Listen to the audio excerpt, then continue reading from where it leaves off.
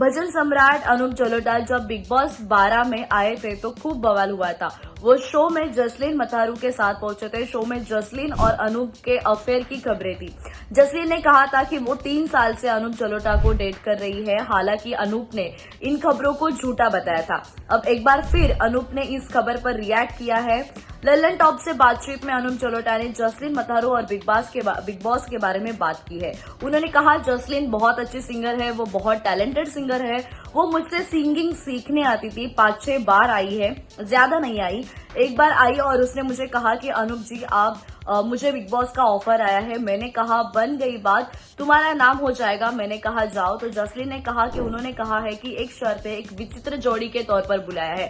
Show में उस वक्त और भी जोड़ियां थी, जैसे बिहार का एक लड़का था, साथ एक लड़की थी। तो मैंने कहा सुखविंदर जी को ले जाओ, उनके साथ तुम परफॉर्मेंस भी करती हो। तो जसलीन ने कहा कि उन्होंने मना कर दिया है। तो मैंने कहा कि मैं भी तो मना कर रहा हूँ, मुझे टाइम नहीं मिलता, कॉन्सर्ट होते हैं मेरे। खैर उसके पिताजी भी आए थे, उन्होंने भी मुझे मनाया था।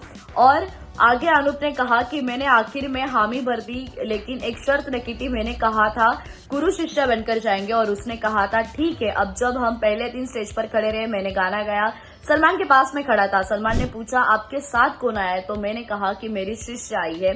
फिर जसलीन ने गाकर सुनाया। फिर सलमान ने पूछा कि आप अनूप की शिष्या है? तो जसलीन ने कहा कि नहीं, मेरा इनके साथ 3 साल से अफेयर चल रहा है। मैं ये सुनकर शॉक था। मैंने कहा ये क्या बोल रही है, मैं तो ढंग से उसे जानता तक नहीं था। सिर्फ 5 बार गाना सीखने आई थी। उस वक्त मैं ये सोच रहा था कि ये क्या गेम हुआ होगा। फिर मैंने सोचा चलो अंदर चलते। तो मैंने फिर उससे पूछा था कि ये क्या हुआ है? तो उसने कहा कि ऐसा ही होता है।